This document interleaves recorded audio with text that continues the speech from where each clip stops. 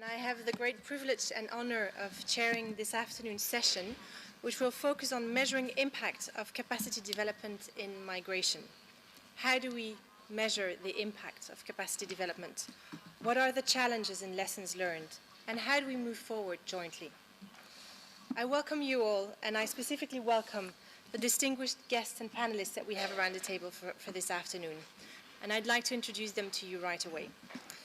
Mr. Hernandez Vasquez is the Sub-Director General from the Directorate General for Migration and Immigration in Costa Rica. Mr. Vasquez has long-standing experience in migration issues, and we're very happy that you could join us this afternoon. Mr. Slobo Djenjuk is the Deputy Director of the Diaspora Relations Bureau in the State Chancellery of the Republic of Moldova. And in his role, he coordinates various initiatives for the capacity development of diaspora communities abroad and plays a key role in developing the public policy framework on diaspora, migration and development in Moldova. Last, but certainly not least, we also have Ms. Anh Dao Chow, who is the Chief Capacity Development Coordinator at the African Development Institute. The African Development Institute is the African Development Bank's unique shop for capacity development, and Mrs. Dao Chow is in charge of the design of the bank in a wide framework and toolkit for capacity development. But of course, among the key guests here is also all of you who sit here with us today, and we were discussing earlier how rich it is to have this exchange with civil society, migrants, governments, and more in participating in this joint reflection around the themes on our agenda today. So I very much hope that after the presentations from our panelists, we'll be able to welcome questions from all of you. Before giving the floor to the first panelist, I would also like to take the opportunity to say a few words on the capacity efforts undertaken by the organization that I represent. For us at Terre des Hommes, it is crucial that all work with migrant children is governed by the Convention on the Rights of the Child. A child is a child, irrespective of the migration, legal or other status. It is not always easy, however, to implement that fully on the ground, and we have observed that many actors involved in migration processes are in fact not sufficiently aware of what the rights of the child actually means for their daily activity. We have noticed such weaknesses in migration authorities, but also in child protection actors when involved in cross-border cases. Moreover, and we've heard a lot about that this morning, in many contexts, we see that services for migrant children are also provided by civil society organizations, which might not necessarily have the knowledge and expertise on child rights, or by informal actors, including host communities, who also play a crucial role and need the right skill set to understand what is at stake. For change to be systemic, capacity development means working with all these actors, whose mindsets, behaviors, and attitudes increase the protection of children, or can increase the protection of children. So allow me, before I give the floor to the panelists, to give a few examples of how capacity development work is undertaken at Terre des Hommes. 1. During the peak movements along the Western Balkan route in 2016-2017, Terre des Hommes with UNICEF and national partners provided ongoing training and support to frontline workers in Serbia, Slovenia, Croatia on issues such as safeguarding, cultural sensitivity, psychological first aid, and more.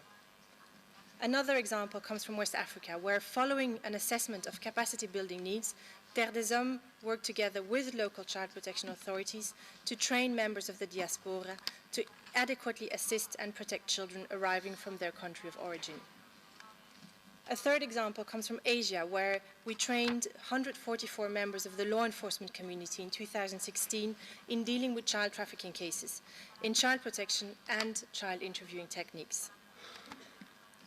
Currently in El Salvador, Terre des Hommes and la Asociación de la Capacitación e Investigación para la Salud Mental are starting an initiative to train journalists to adequately report on immigration of children from the country. In Egypt, Terre des Hommes is running a program of social inclusion through sports for children and young people, and we train members of the host community on how to coach children while enhancing their life skills. So these are just a few examples of the way in which Terre des Hommes supports capacity development to improve the protection of children in migration. The diversity of such initiatives and the variety of actors involved is both the richness of the initiatives and the challenge in measuring progress and results. To address the challenges in measuring results, members within Terre des Hommes have developed a general framework of capacity development. The framework includes an extensive list of indicators, breaking down the outcomes in very detailed learning and evaluation questions. There is also an indicator monitoring plan. Important information to measure the indicators is provided by the baseline study. However, these studies are costly and resource intensive. We have also developed 12 data collection tools, including an actors questionnaire, and a children-focused group guide. We seek to ensure that the data we collect is fit for purpose, well protected and secure, easy to be analyzed, and used for learning processes. We do this together with the actors involved, including migrant children and their communities. All of this is a learning process, and we are progressing. Capacity development is always multidimensional, and we understand that to make it right, we have to work in partnership. This year, as many of you and as many of us, we have closely followed the negotiations by states on the global compacts for safe, orderly, and regular migration. The Initiative for Child Rights in a Global Compact, which brings together 30 civil society organizations and UN agencies and is co-chaired by Terre des Hommes, contributed to the process both of the Global Compact for Safe, Orderly and Regular Migration, as well as to the consultations for the Global Compact on Refugees, to advocate jointly for the rights of children. We strongly commend the Compact's texts and believe that their adoption and implementation will further enhance the capacity development results at the benefit of children, regardless of their migration status. So on this note, I very much welcome you again and open the floor for Mr. Hernandez Vasquez, who can tell us more on Costa Rica and capacity development initiatives within the migration field. Gracias.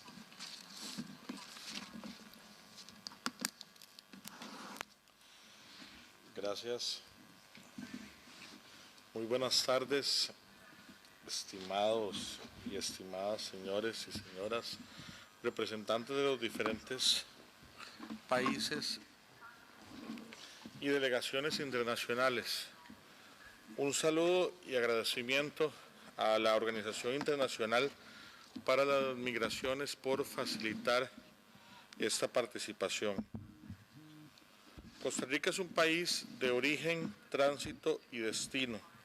Somos un país pequeño, compuesto por 7 provincias, cuenta con un territorio de 51.100 kilómetros cuadrados. Está ubicado en América Central, limita al norte con Nicaragua, al sur con la República de Panamá, y indicarles que el mes pasado nació el costarricense número 5 millones. Históricamente, los flujos migratorios regionales y extrarregionales se han convertido en una constante. La naturaleza de los flujos ha evolucionado a lo largo de los años, pasando de refugiados por motivos políticos a migrantes laborales en la década de los 90. En la historia más reciente, del 2008, en el territorio nacional, hemos recibido a miles de personas productos de movimientos humanos masivos, desplazamientos y migraciones de importantes proporciones que derivan de situaciones económicas, sociopolíticas, desplazamientos por desastres, entre otros, de todos los países alrededor del mundo.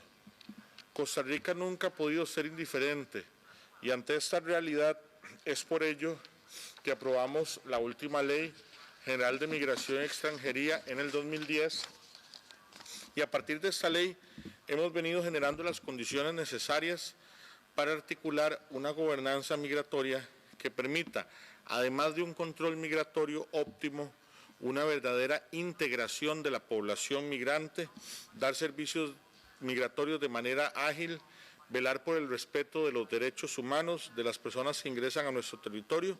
Contamos con una política migratoria, una política de integración de los migrantes y procedimientos al interno para procurar la protección de los migrantes. En procura de brindar un abordaje oportuno e integral, en el año 2010, en la fecha de la creación de la ley, creamos también un protocolo para situaciones migratorias especiales, donde se establecen los lineamientos generales en cuanto a los mecanismos de operación institucional que debemos seguir cuando nuestros oficiales identifican a personas o grupos de personas vulnerables. Una vez identificadas, es posible activar esos protocolos con el fin de evitar que las personas en condiciones especiales de vulnerabilidad no sean identificadas como tales y que, por tanto, reciban un trato diferenciado y que no sean revictimizadas a partir de la aplicación indiscriminada de procedimientos como la detención, el rechazo, la devolución o la deportación. Nosotros, como Dirección General de Migración, hemos creado un equipo especializado de coordinación y asesoría denominado Equipo para Situaciones Migratorias Especiales. Este protocolo de atención a situaciones migratorias especiales tiene como finalidad generar conocimiento y sensibilidad sobre las distintas situaciones migratorias especiales que pueden presentarse, garantizar la identificación de esas situaciones por parte de todos los funcionarios de la Dirección de Migración de Costa Rica, así como su abordaje integral de manera profesional, eficaz y homogénea, con absoluto respeto de los derechos humanos. Dentro de estas situaciones que aborda este protocolo están niños o niñas, adolescentes, no acompañados o separados de sus padres, niños, niñas y adolescentes acompañados en condición de vulnerabilidad, como embarazo, posibles víctimas de violencia sexual, matrimonio forzoso, tráfico ilícito de migrantes o trata de personas, posibles víctimas de violencia sexual o basada en género, mujeres embarazadas que viajan solas, especialmente adolescentes, náufragos, posibles desplazamientos masivos, población LGTBI y referencias de casos por parte de otras instituciones o cualquier situación migratoria especial de carácter urgente o humanitario. En ese mismo sentido, posteriormente, en el 2013, desarrollamos la Ley contra la Trata y Tráfico de Personas, que a partir de ese año hemos identificado 211 víctimas de trata, las cuales han sido identificadas y recuperadas de ese flagelo gracias a la intervención oportuna de las autoridades y de un equipo de respuesta inmediata y sus mecanismos de detección de víctimas, además de los aportes de las personas identificadas con esta causa de la sociedad civil. Desde finales del 2015, Costa Rica se enfrentó a la llegada de una oleada de más de 27,000 cubanos que pretendían continuar su tránsito hacia el norte, pero permanecieron en nuestro suelo debido al cierre de las fronteras por parte de la República de Nicaragua. El gobierno de la República de Costa Rica dedicó todo su esfuerzo por albergar de la manera más responsable y sanitaria a la gran mayoría de cubanos. Para la atención de esta emergencia abrimos 37 albergues, en los cuales se brindó atención médica, servicios básicos de limpieza y aseo personal, protección policial, atención a menores de edad, atención diferenciada para asuntos de género y muchas otras. Se coordinó la salida con vuelos desde Costa Rica hasta México vía aérea, además de trasladarse vía terrestre por El Salvador, Honduras, Guatemala, para que luego entraran a los Estados Unidos con la aplicación de la ley respectiva. Posteriormente, en el año 2016, se presenta una llegada masiva de migrantes extracontinentales provenientes del continente africano, acompañados por migrantes haitianos, y a diferencia de las anteriores migraciones, en este caso se presentaba una oleada de migrantes de latitudes muy lejanas con lenguajes y culturas y formas de vivir diferentes, por lo que el Estado se vio en la necesidad de contratar servicios de intérpretes y traductores para llevar a cabo de la mejor manera estos procesos de atención especializada. Al principio de la llegada masiva de estos migrantes se daba un ingreso al país de unas 2,000 personas por día. Sin embargo, dicho tránsito por el territorio nacional ha disminuido. Al día de hoy estamos recibiendo aproximadamente 200 personas extracontinentales por día. Estas dos migraciones masivas nos dieron la enseñanza de mantener abiertos centros de atención temporal de migrantes. Uno funciona en el norte del país y otro funciona en el sur del país para la atención de estos diferentes flujos de migrantes.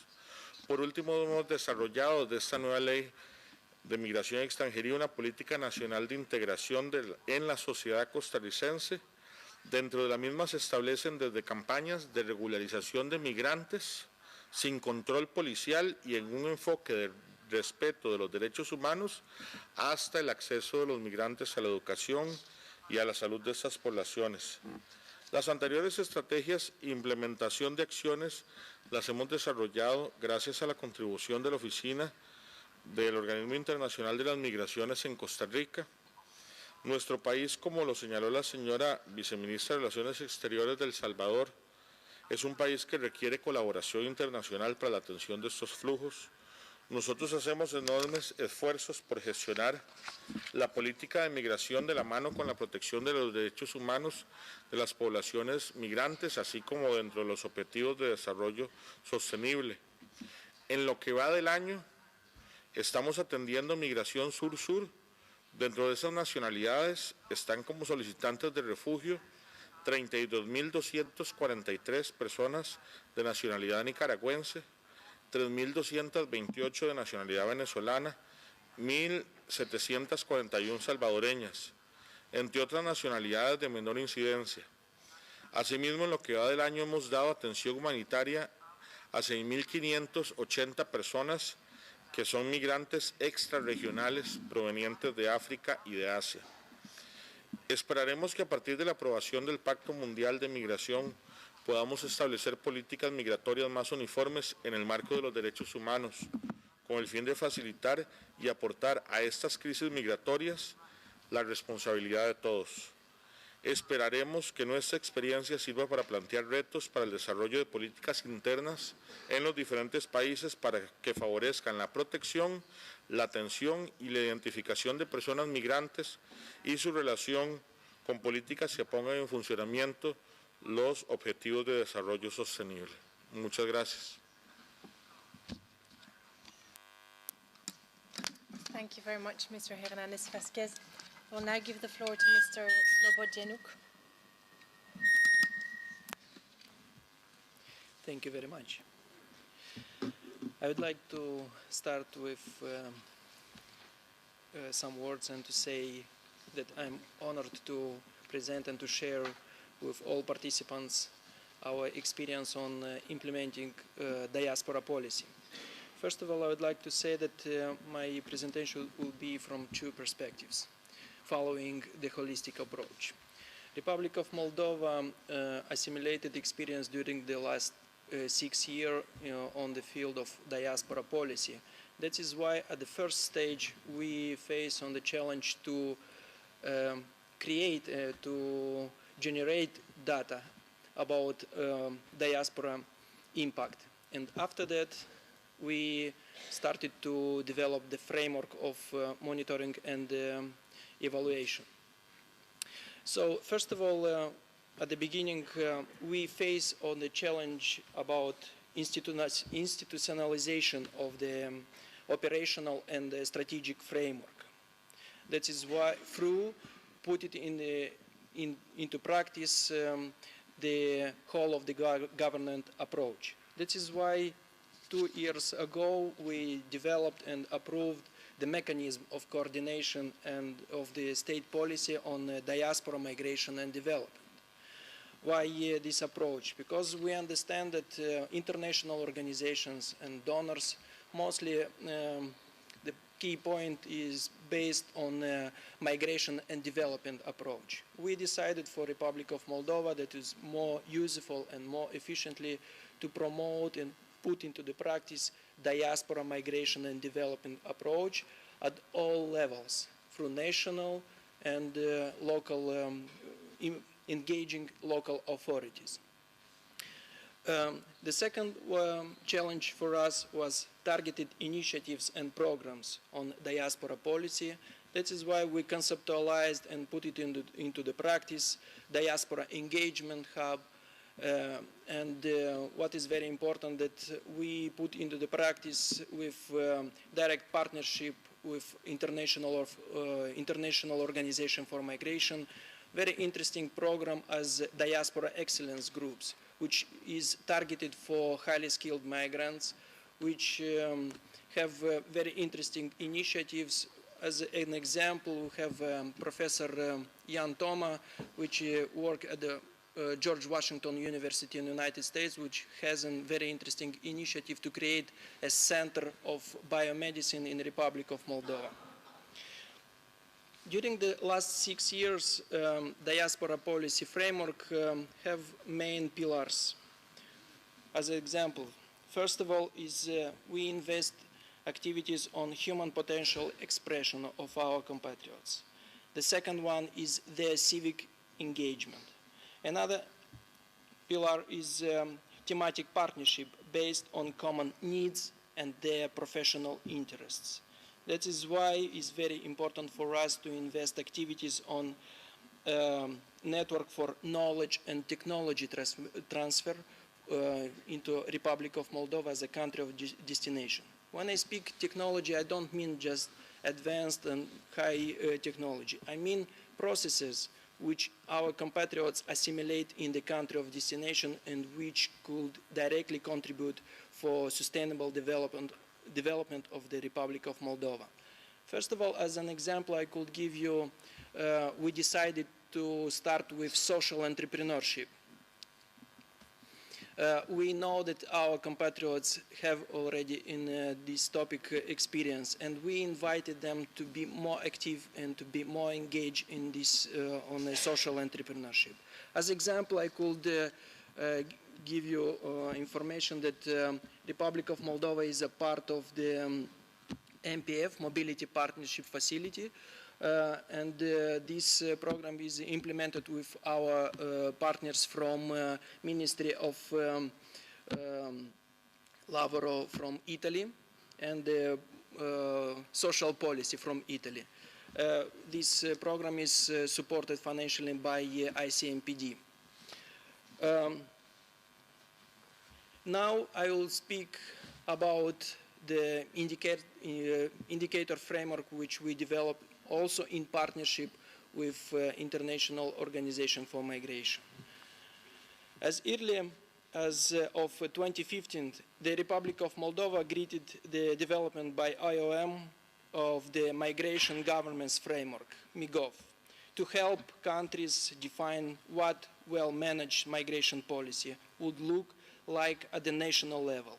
We appreciated the subsequent development of the migration governance indicators as a very useful tool to assist us in the operationalization of the MIGOV by using a standard set of indicators across 6 key policy domains.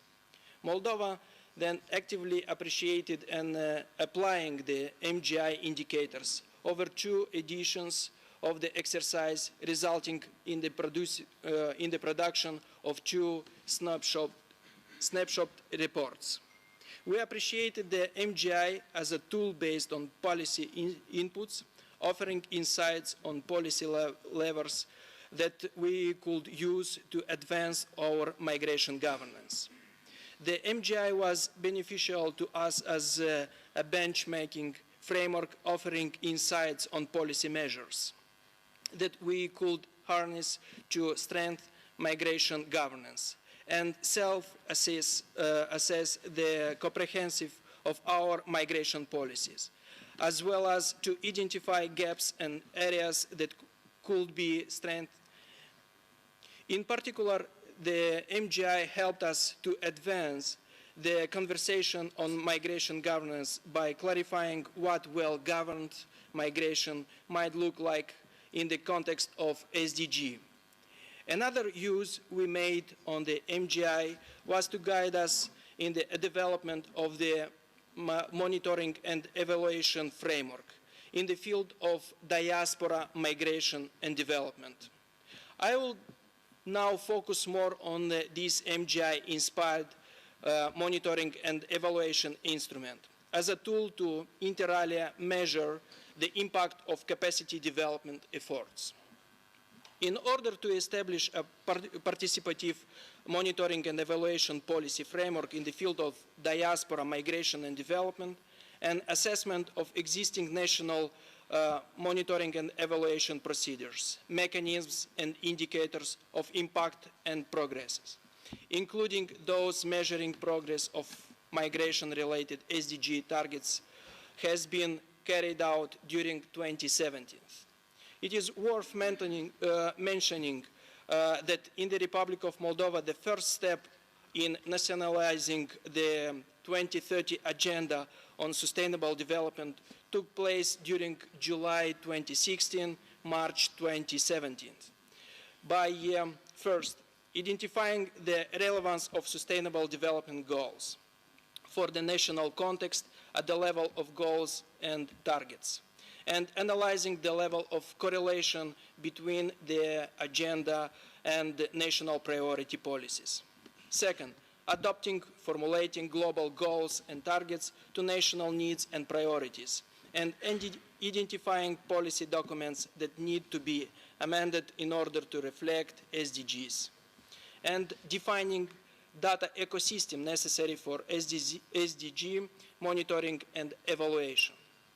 Based on the insights of the SDG nationalization exercise, the government of Republic of Moldova initiated the development of a new national development strategy 2030 that is deemed to be consistent with the long-term frameworks to which the government already committed. In the context of SDG nationalization exercise, a model of the national monitoring and evaluation framework of diaspora migration and development was conceptualized in close collaboration with relevant public authorities, namely convening on the type of indicators to be used and the frequency of their collection, data sources to be used, the roles of participating institutions, and the reporting procedures with monitoring and evaluation process to be applied. In this context, a set of 65 indicators, quantitative and qualitative, progress and impact has been proposed, which have been selected from the Moldovan strategic and policy framework in force, responding to the quality criteria recommended by the European Union. The indicators have been integrated into a matrix and grouped by 6 thematic areas as follows: migration and development, 20 indicators; social security and work safety, 8 indicators; diminishing migration flows, 11 indicators; migration management services facilitating reintegration and diaspora enhancement; reintegration of returned migrants and immigrants; policies and programs framework, civil dialogue with diaspora. The matrix with the indicators has been subject to consultation and validation by members of the Interministerial Diaspora Migration and Development Working Group meetings. The monitoring and evaluation framework for diaspora migration and development field was approved by Interministerial Committee on April 2018. Enables the government of Moldova to monitor and evaluate the progress in the mainstreaming process, to provide coherent and coordinated evidence-based policy making with the DMD field. The monitoring and evaluation exercise is carried out annually in synergy with the regular reporting procedures of the central public authorities to the state chancellery. Practically, for a public authority which has an DMD-related mandate, it means that when it reports of the implementation of the progress of sectorial strategies and programs to state chancellery, in parallel, the respective institutions present the relevant DMD data to the Diaspora Relations Bureau, which is a coordinator of monitoring and evaluation process, according to our matrix put in the practice. Thank you very much for your attention. Thank you very much. And now on to our last speaker, Mrs. Dauso. Thank you. It's my pleasure to be here today and talk about what is going on at the African Development Bank as the first development finance institution of the continent. Indeed, the African Development Bank is an institution, gathering 80 countries, including all 54 African countries. And Africa is at the heart of the migration issue currently. As we all know, um, um, yes, the general public is informed of the numbers for those who cross the Mediterranean day after day. But the number of educated African youth that leave the continent for whom migration is a success goes unnoticed to the general public. It's a loss to investment for the countries who sometimes borrow money to construct, to build strong educational systems, higher education, to pay for students who finish the cycle and leave the continent is a loss. So the African Development Bank is moving in an inclusive development process of integrating migration in its development strategies. And this is in alignment with the global goals of the SDGs, Agenda 2063 of the African Union, to have a more integrated way of impacting without necessarily going back to the old ways of having one's own flag of this is my achievement, this is my impact, this is what I did. But going beyond that and looking at impact as a shared outcome, shared goal. So my short presentation will be around the way the African development sees and gets involved more and more in the migration discourse.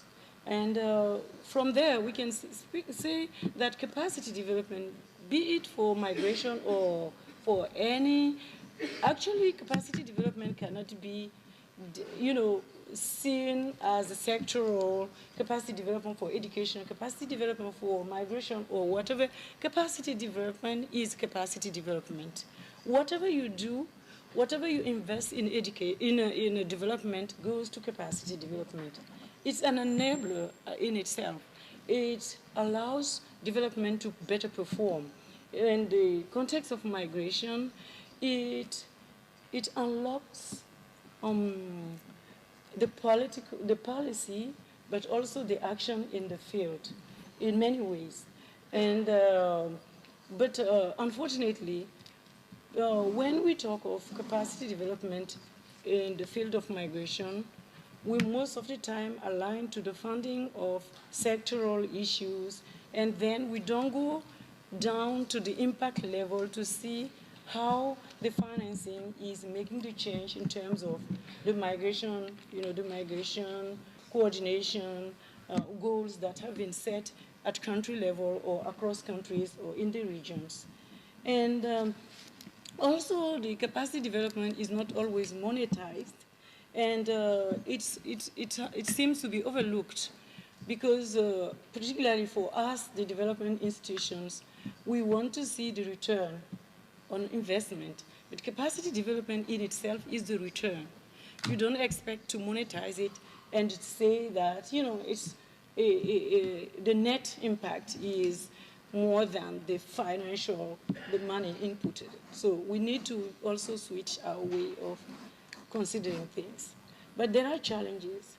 In addition to the complexity of the nature of capacity development, we also need to diversify the activities to targeting the same outcomes at country level or at regional level, but we need to understand the mechanism beyond the change.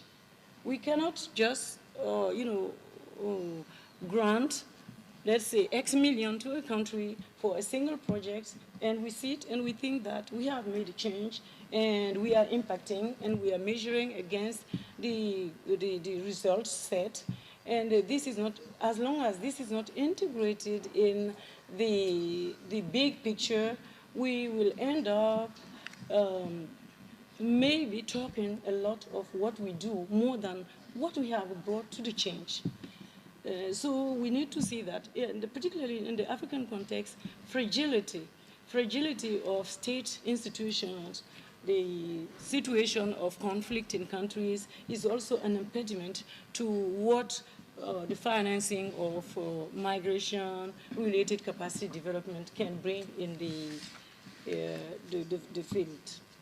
And some mechanism to monitoring and evaluating the impact of capacity development is the support to migration mainstreaming. You know, the African Development Bank works with governments, but we all know today that governments by themselves cannot bring much change. They have to partner within the countries with all layers of the society and more with the private sector, which brings the money, but also some types of knowledge proper to their business doing, which can be of great help when we look at the inclusiveness of the interest for all to work on the migration front. So investing in knowledge on capacity development is one of the most important steps to setting a framework for measuring impact. We need to know before we measure, and when we know, we can plan. And when we plan, we can target better from the activities, and then we can go back to what we were looking for. And was it worth the investment in terms of not necessarily, like I said, the money it brings in, but the change it brings even culturally, even in terms of individuals' perception. This change is substantial in the long run for the migration discourse. Foster non-traditional measurement methodologies will also be very important, and monitoring, for example, cultural attitudes to explore and use and define the change in an empirical way. And at the African Development Bank, we have some generic high-level consideration for measuring capacity development impact. It is the quality of planning, having national plans, like I said, that are in alignment with the commitment and with longer-term goals, not just we want to develop the specific skills of our youth, and it ends there. That is not going to impact capacity development sustainably. And capacity development also has to be demand-driven. But we don't just wait for the countries to ask for support in capacity development. We have to find ways to trigger demand and to have it come from them, but also with the technical assistance on what does a specific country need to move on and better prepare the youth to integrate the job market, for example. And when knowledge is generated, the initiatives can allow regulating demand and supply for capacity development. But, for example, based on the practice at the African Development Bank, there are some limitations until now, because our capacity development is broadly measured in terms of institutional development impact, which is quite diffuse, which can be the result of very different articulated activities which have nothing to do with the capacity development framework itself. So we need to move on more contributively and see what capacity development contributes actually more than the impact is X, Y, Z, and with quantification that would look like more of qualitative judgment rather than systematic quantification of an impact as we can do with sectoral programs. And that being said, we can still go on by meta-analysis when you have the proxies for quantifying change at the institutional level, at individual level, organizational level, systems. You can add up and have, at the end of the day, some impact information that can be further refined. And the African Development Bank, I will move on quickly on this, is engaged. And the engagement is actually at senior level with our president, down to the directorate, down to technical level. We are really more and more engaged with the building of an internal working group on migration to better reflect what is going on across institutions around the globe. And our main entry point is through policy knowledge, building policy knowledge, and making sure African countries aware of their developmental goals and the value of the youth. The value of the youth and human capital development. This is the impact of capacity development for migration is to achieve human capital for the youth through 5 strategic lenses which are set out here, but mainly 2-pronged vision for the capacity development. The Job for Youth in Africa initiative and the Enable Youth and entrepreneurship programs, which are Africa-wide funding initiatives in support to building skills beyond the theoretical academic trainings that the young people can receive, and to make Africa appear like a good place, because the young African go by the television, social media. It's a dream, and the dream is taking most of the cream of our youth outside the continent, and then it's a loss. But if Africa could be proud of being Africa, showing example of democracy, example of youth-centered policies, to bring the youth at the center of interest, I think the young people will maybe reflect themselves in the future government and take their place instead of turning to the West constantly. So this is mostly where the framework for the African development to impact to change. And we have one specific, these are the numbers, I can jump on them. We have a specific measurement portal, which is the index, the Young Youth Employment Index, which is trying to collect data to improve knowledge and better guide programming for specific countries based on the numbers of this index. So these are examples of mechanism for trying to see how to speak to the impact of capacity development in terms of the question whether it is worth financing initiatives for migration or not, and how we defend the investment, overall investment in each country. There are different components, and feel free to come to me to share whatever you would like, but we have different entry points, but these depend on the dialogue, regional dialogues that we have. For specific regions in Africa, we have specific needs expressed and specific programs, specific plans for financing, and we have also country-level financing. The factors that, in my view, will contribute to measuring capacity investment impact, the approach to be holistic.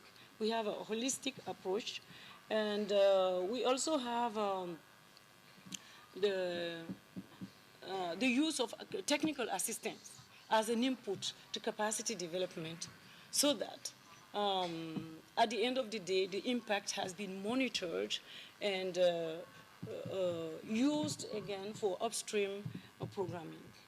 We have internal collaboration, and we have also a variety of tools. And in fact, it is part of performance for the African development itself to observe all these measures so that impact monitoring is made part of the business making. And then we place policy dialogue at the highest level, but also participatively. And then the final word would be to consider impact at not attribution but contribution level of impact analysis. You can contribute, but you are not attributing your financing to an impact you are observing, while we know that impact is shared by all organizations, all institutions in the field. So the final word is strengthen partnership, partnership and partnership, and not say we are bringing the money, so we are the bosses. No, we bring the money, someone brings the technical, and someone else brings the knowledge, and someone else brings whatever. But we need to be one core team across the globe to achieve one single impact and not just flag our successes individually. That's my final word. Thank you. Thank you very much. Thank you to the panelists. I think we've heard a lot of very inspiring words here from how, as a country of origin, transit and destination, you see the potential with the Global Compact of furthering the advancement of human rights in the context of migration, to the impressive framework that you've put together in Moldova based on 65 indicators to measure quantitative and qualitative progress and impacts, and last but not least, your words on how capacity development unlocks action in the field and is in fact a return in itself, which we should consider as a shared impact, requiring the partnerships that we aim to establish also through this discussion. I'm afraid